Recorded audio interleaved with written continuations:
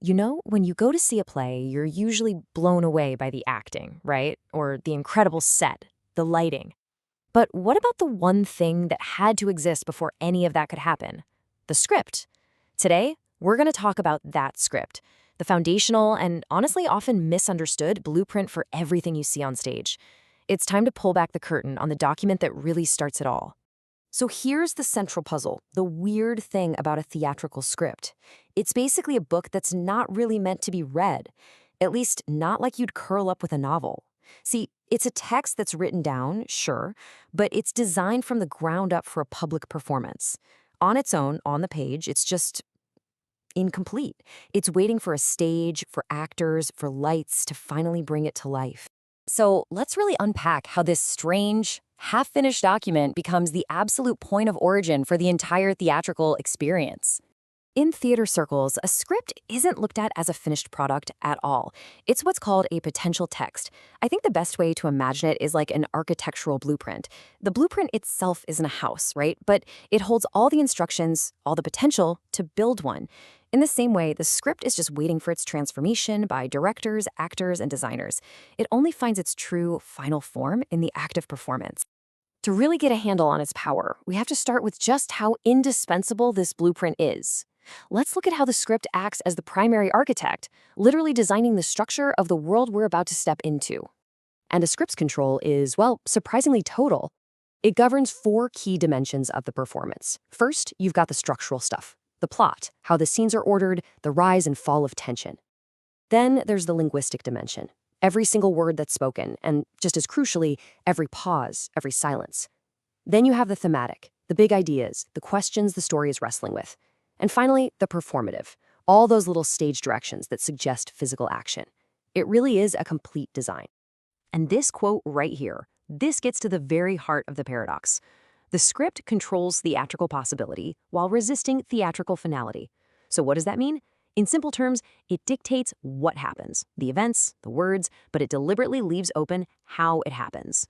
And that little gap, that space for interpretation, that's exactly where the magic of theater begins. Okay, so theory's one thing, but let's see how this actually plays out. We're going to look at 3 totally different scripts, and each one builds its own unique world, proving just how powerful these documents really are.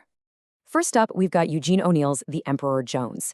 This is a classic expressionist play. Now, expressionism isn't about showing the world as it is. It's all about showing you how the world feels from deep inside a character's mind. The big idea here is that psychological reality supersedes physical realism. In other words, everything we see on stage, this creepy forest, the weird visions, it's all a direct reflection of the main character's internal fear, his mental breakdown.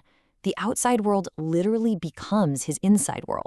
And to pull this off, O'Neill uses some incredible tricks in the script itself. For instance, he literally writes a rhythmic, escalating drumbeat into the text. It's not just a note for the sound guy. It's a core part of the script that drives the pace and the rising panic. It forces the whole production to leave realism behind. Okay, now for a complete 180, let's look at Marcia Norman's Night Mother. This is a minimalist, hyper-realistic play. The whole thing happens in one room in real time with almost no big physical action.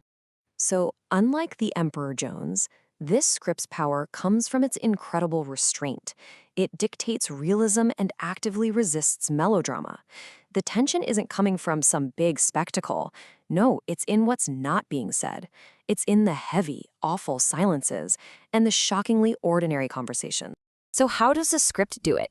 Through perfectly placed pauses in everyday dialogue that just slowly, piece by piece, reveals devastating truths.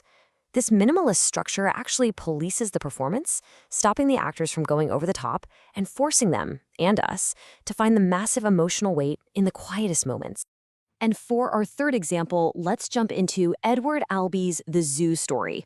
This is an absurdist play, and it's basically just a verbal brawl between 2 guys on a park bench.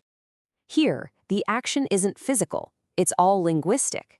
The script operates as dramatic argument rather than narrative sequence. What that really means is that the play isn't about a story that unfolds, it's about a philosophical fight. The conflict is built with words, with verbal attacks and intellectual challenges. The script makes this happen by relying almost entirely on long, rambling monologues with hardly any physical movement. This whole setup forces the performance to make speech more important than spectacle. It proves that you can wage a brutal war using nothing but words. So there you have it, 3 totally different blueprints. One uses psychological symbols to build a literal nightmare. Another uses quiet restraint to create unbearable tension. And a third uses philosophical arguments to turn a park bench into a battlefield. Each one shows just how much power the script has as the architect of a theatrical world. But okay, that brings us to the other side of this whole puzzle. If the script is so powerful, what's the catch? Why isn't it enough all on its own? What are its limits? Well, the script is really a double-edged sword. On one side, it's amazing. It gives the play stability, it preserves the writer's big ideas, and it lets us study it for years to come. But on the other side, it's completely lifeless without performance. It can be way too restrictive, it can feel old and dated, and if a director follows it too rigidly, a living, breathing performance can turn into a really boring recitation of words. So how do we solve this? Is the script a cage, or is it a foundation?